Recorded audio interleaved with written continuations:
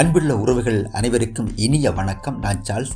இன்று புதினம் தெரியுமோ என்ற உதயன் பச்சையின் விடயம் ஊடாக உங்களை சந்திப்பதில் மகிழ்ச்சி அடைகின்றேன். வாருங்கள், புதினத்துக்குள் செல்வோம். நன்றி. வாழ்க வளமுடன்.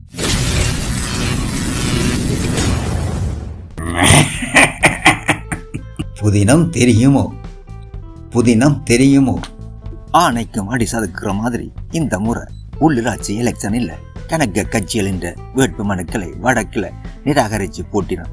பொதுவாக ஏதாவது 1-2 வேட்பு மனுக்கள் தான் இப்படி நிராகரிக்கப்படுவதை கேள்விப்பட்டிருப்போம். ஆனால் இந்த முறை என்னென்றால் ஒரு சுயேட்சை குழு என்ற எல்லா வேட்பு மனுவும் நிராகரிக்கப்பட்டிருக்கு. சரி, அந்த சுயேட்சை குழுவுக்குத்தான் வேட்பு மனு நிரப்புறதுல அனுபவம் இல்லை என்று விட்டாலும் கனகாலம் அரசியலில் பழம் திண்டவ கூட இப்படி கன இடங்களில் சரக்கினதுதான் என்னென்று விளங்காமல் கிடக்கு. அப்படி அவையில் இந்த வேட்பு மனுக்களை நிராகரித்ததுக்கு பிறப்பு சான்றிதழ் பிரச்சனை தான் காரணமா. இதுவரைக்கும் எலெக்ஷனில் போட்டிருக்கிற ஆக்களின் பிறப்பு சான்றிதழ் என்ற போட்டோ கோப்பியை சேர்த்து கொடுத்தாலே அதை ஏற்பினோம்.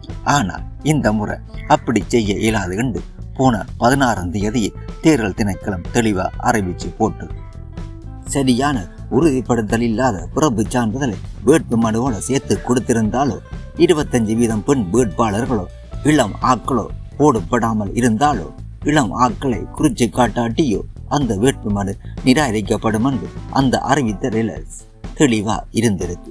தேர்தல் அறிவித்த பிறகு இப்படி சொன்னால் நாங்கள் என்ன செய்கிறதென்று கட்சிகள் கேட்கறதில் நியாயமில்லை.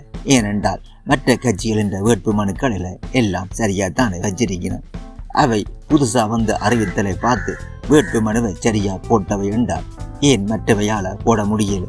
அப்ப கட்சிகளில் தான் பிழையே தவிர தேர்தல் விதியில பிழை இல்லை என்றதுதானே அர்த்தம். என்றாலும் தங்கள மனச்சாந்திக்காக வேட்பு மனுக்கள் நிராகரிக்கப்பட்ட கட்சிகள் வழக்கு போட போயினோம் என்று சொல்லுகினோம். அப்படி வழக்கு போட்டால் அந்த சபைகள் என்ற தேர்தலும் தள்ளி போகும். இப்படித்தான் பூநகரிக்கும் மன்னாருக்கும் போட்ட வழக்கு முடியாததால இந்த முறை அங்க முதல்ல தேர்தல் நடக்கும் என்று அறிவிக்கல. பிறகு முதல் போட்ட வேட்பு மனு செல்லாது என்றபடியால ஆட்டோமேட்டிக்கா அந்த வழக்கை கை வாங்கினதால தான் இப்ப 4-5 நாள் பிந்தி என்றாலும் அங்கேயும் எலெக்ஷனுக்கு வேட்பு மனுவை போடலாம் என்று அறிவிச்சவர். அதே மாதிரி இவைகள் வழக்கு போட்டால் இந்த சபைகள் என்ற வழக்கும் வருஷ கணக்கா இழுபடுதோ தெரியல. வழக்கமா தேர்தலில் வென்றால் தான் கட்சிகள் வெடியெல்லாம் கொளுத்தி ஃபேஸ்புக்கில் வெற்றி பதிவெல்லாம் போட்டு ஆரவாரம் செய்கிறவை. இந்த முறை என்னென்றால் எங்கட எல்லாம் வேட்பு மனுவும் ஏற்றுக்கொண்டுட்டினோம் என்றதை கூட பெரிய வெற்றியா ஃபேஸ்புக்கில் அந்த கட்சிக்காரர் கொண்டாடி கொண்டிருக்கிறான். எலெக்ஷனில் எல்லாத்தையும் பரவாயில்லை, ஆனால் வேட்பு மனுவை சரியா கொடுத்தாலே காண வந்த நிலைக்கு கொண்டு வந்ததை தேர்தல் திணைக்களத்தின் வெற்றி தான் கண்டிகளும். நன்றி. உதயன்.